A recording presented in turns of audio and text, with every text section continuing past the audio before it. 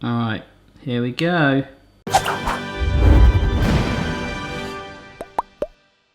Hello everybody, hope you're doing well. Today we are going to supersize, make some giant versions of Mikado. You right now, actually in some countries, I'm not sure if you even have these, but you might refer to them as Pocky, which I actually prefer that name. But Mikado can also mean, there's an opera. I'm sure there was an opera that one of my sisters went and watched called Mikado. And also, Mikado is the name of like a pick-up stick game, an Asian pick-up stick game. So I think that's why possibly in the UK they've called it that to try and go, oh, they look like pick-up sticks, and that's kind of it. They're basically long batons dunked in chocolate, and they do a variety of versions. Indeed, I just went to the supermarket and mulled over doing a much easier version. I could just dunk that in chocolate. And whilst I was there, I did find a couple of packs of these beauties. This is the only two they sell in this supermarket. This one's got dime bars on it. Yes, so we've got the milk chocolate one, which I showed you a minute ago, and they do a dime bar version as well. Now, this might shock you. I've already done a giant dime bar and normal size ones here on the channel, on the website, if you're there. But I looked in the supermarket for some dime bars, and they didn't have any. So, today, with the help, as always, of Boston. Brilliant. Of Amy. Just as brilliant, we are going to make some supersized Mikado / Pocky. They come in a variety of flavours, but let's look at the anatomy, a close-up of a Mikado right now, just in case you've never seen one. Okay, so this is what they look like. They come in Pop-Tart style packaging. In fact, I do want to do a giant Pop-Tart one day. I've just got to work out how to do a toaster that size. But look, I'll just take it out like this, and it is basically a baton, a lightsaber if you will, because I know what that is, and maybe a baseball bat of stick with chocolate dunked in, almost like a firecracker that you chuck around like on bonfire night or Halloween and stuff like that. And this is the very basic flavours. The dime bar ones over here, for example, I haven't looked at them yet. Oh, okay. You see the difference? It's almost like it's got little stones in it, little pieces of dime bar. But either way, the reason a baguette wouldn't really work is because these are very, very thin breadsticks. What would work is buying some breadsticks from, you know, like what you take for like a dip with hummus and stuff, because they're thinner, okay? And we need it thin because, listen, this is like ASMR again. Did you hear that? No, maybe not. I hold up, look. Oh, maybe we'll just put an explosion sound effect over the top of that, but they snap. They snap so good. And they're really tasty. First thing we're gonna do, we're gonna make our own shaft, our own baton, our own tube of breadstick, but it's critical we get it nice and thin. I've never done this before, so it could go a bit big. I've got to really try and pay attention and make it nice and authentic. But hopefully it inspires you to either make smaller versions for a party or big ones for a birthday party. Yeah. To make the dough, we're going to need some warm water. I'll come on to that in a minute. We're going to need some sugar. We're going to need some fast action yeast, some butter that I've just melted in the microwave, a bit of salt. And this is strong bread flour. It's called strong bread flour because it's really strong. Oh yeah. Did you like that joke? But anyhow, we will take our large mixing bowl and add our strong bread flour, which is called strong bread flour because it's really strong. Oh yeah. In it goes. We'll add the sugar, we'll add the butter, we'll add the salt-based style. Stuart reminded me that there were so many fake versions of Star Wars that imagine that Luke Skywalker, right, what would his fake name be?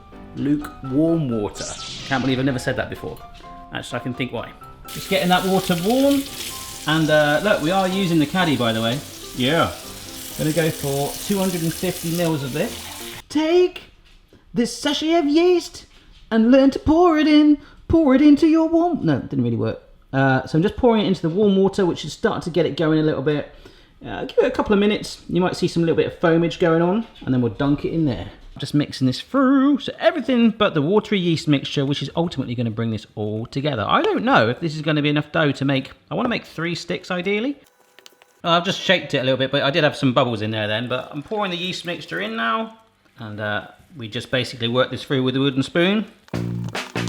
All right, you've seen me do this before, taking the wedding ring off. We're getting some more strong bread flour, and it's called strong bread flour because... Oh yeah!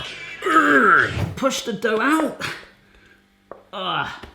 And this is where if you've got like a stand mixer with like the dough hook, and that attachment, it does it all for you. You can just basically sit back and have a coffee. But there is this sort of weird wax on, wax off Karate Kid vibe about it, where you feel part of the recipe, like you've actually earned it, you know what I mean?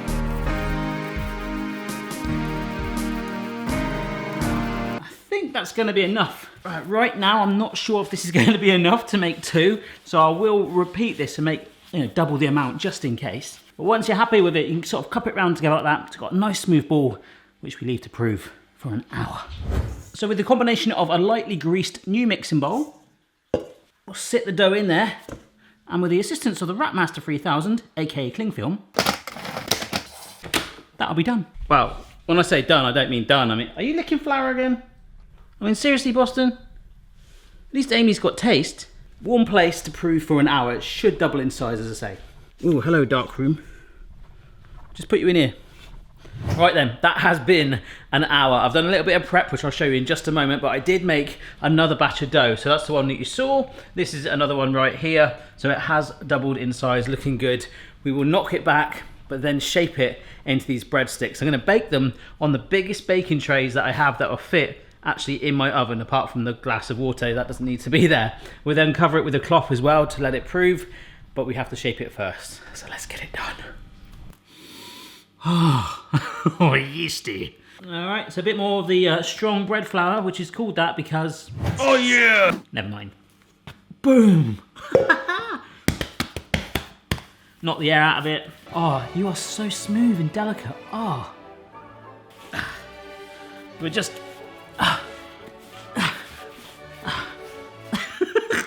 We're just kneading it again, just a little bit. It's like not really sticky at all. I've got a little bit of flour down, like courtesy flour. But now my tin is roughly the same size as the chopping board, a little bit bigger. I want to get my log on. So I guess the easiest way to do this is maybe just to stick it into like a log shape and then start to roll it out. Remember, it is gonna prove again, so it will get bigger. I do need it smaller, so I'm gonna halve this now. So I might not have needed that second batch of dough. I'll let you know. And I was thinking, it doesn't matter if we don't make it teeny weeny thin, because it's gonna be supersized anyway, so you just kind of want it to be even. Maybe I'll just make 3 different shaped ones. Oh, there we go, look at that. Huh? That's good. Hey? I'm happy with that. Right, I'm gonna do that again a few more times. All right, so in the words of tennis, that is 1 set done. I'm gonna put a cloth over. This is just a tea towel. And we're gonna again leave it for about an hour to double in size. So this is what I'm worried about. Will it go height or will it go width as well? We're just gonna have to wing it. I think it will look good either way, but ideally I would like them kind of that size when they're done. All right then folks, so for reference, this is the one that you saw me do first of all. That's actually been about 10 minutes and it hasn't really been too much change just yet. And this is the second batch of dough. And you can see that I rolled this even thinner so I can get 3 on the tray. So we'll see what happens in an hour. It might not make a huge difference, but then obviously we've got to factor in when it bakes as well. But hey, I'm quite happy with this. Whoa! Hot oven. We'll go for the slightly smaller ones first. Got 3. And this should only take about 10 minutes. So really I should be baking them both at the same time with the other ones on the top shelf, but that can sometimes make it rise a lot quicker. So I want to give it an even bake just to see if there's any difference. And it's only 10 minutes anyway. See you in a bit. Look, they're just lightly golden brown, smell so good. But I'm gonna put them down. I've taken inspiration from these and made the bigger ones that were bigger, smaller than these. Look. Just see if I can get them thinner. Really, really happy with these though. Right, so those were the ones I was originally happy with, and boom. Check these out. These are much more stick-like. In fact, I could fight Mrs. Barry with them. Fight me! Not with mine. Do they look better though? Yeah. Well, you're just eating these, brilliant. But you still can eat those 2 at a time. I'm going to stick with these 3. This one looks a little bit more like a bone. Nope. I'm just melting some milk chocolate now. So we're going to do the first one milk chocolate, and maybe we'll experiment with 2 other colours. How do you think I should do this? How should I get the chocolate on it? Just pour it on. Yeah, but you make it sound so easy. I was going to dunk it in a Pringles tube or something. I think the recycling took the Pringles tube yesterday. Ladies and gents, I give to you my solution. I have the baking tray this thing was baked on. The baking paper that I scrunched up originally because I didn't think I'd need it, but now I've got it back. I've got 2 shot glasses. I've got my stick. Okay, this is going to support it so the chocolate will hopefully run off. I'm then going to somehow take it over, because I'm going to need it for my other ones, and stick it into my other tray that I use, which is in the fridge chilling already to help set that chocolate quickly. Is this going to work? So I've got my handle bit here. Oh, no, it's breaking. Okay, I need to be delicate. All right, here we go.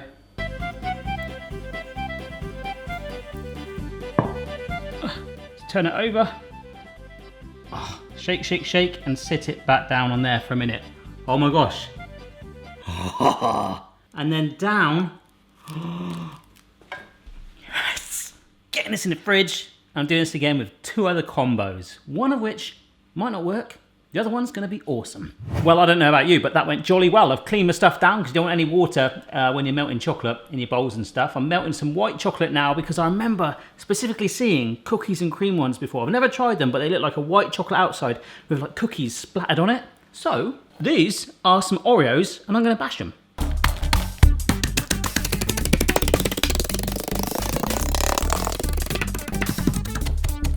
So with this one, oh my gosh, this is so fun. The chocolate goes on, and then I'm just going to sprinkle these pieces of cookie Oreo on top, so it's kind of like a speckled look. This, once it firms up, will stick like glue, so it can really hold down a fair bit of weight if we want it to. That looks brilliant. Okay, our third and final station is set up. White chocolate again for now. About 4 months ago, I was sent a pot of pink food dye. It's actually strawberry flavoured, which is awesome because the pink Pocky that you get is strawberry flavoured. The downside is, generally when you dye white chocolate, unless you use, I think it's oil-based, it tends to curdle it. What I'm saying is this could probably not work. But just by using a bamboo skewer, I'm going to add it. It really does smell of strawberry actually. Just a little bit. I don't want to curdle it, and apparently this is quite powerful stuff. Let me just stir it through. It's kind of gone skin coloured. So a little bit more. This is the point where I'm going to add too much and it'll probably curdle. Oh, there we go. Look at that. That's popping. That really made a difference. I reckon maybe 1 or 2 more attempts, but it is really thickening up here. That's a light pink, isn't it? So I go 1 more. Oh, crikey, that was quite a lot. Whoops. Oh, wow. That looks really, really pink. Right, I better get this off there so it's evenly coloured all the way around. That's actually worked. For now, it is still, well, what was white chocolate. Oh, okay. Oh, whoops. Yeah, it was actually sent to me by a company that were going to start selling them on Amazon, but I don't know if they have yet or not. But you could easily get some chocolate food oil dyes, because food oil-based ones really work with chocolate, and then put a very small amount of strawberry extract in there, because you don't want to affect the chocolate again. That looks amazing. If you're wondering why I'm supporting it like that, obviously it gets the drop on the chocolate so you get a fairly good finish, but also these are quite weak and I don't want to snap them, so I've got something that's sort of like a shelf to sit it on rather than the rack. But once this chocolate sets on it, it'll actually add strength. Ching-ching! All right, just to show you, I had this other one that I wasn't really planning on using that looked like a bone, but I remember seeing 1 or 2 that had like bands of colour on. So if you put like one colour on and then put some different on top, that will set pretty cool. I'll show you what that looks like, but in the fridge with the others. Ah, we did it!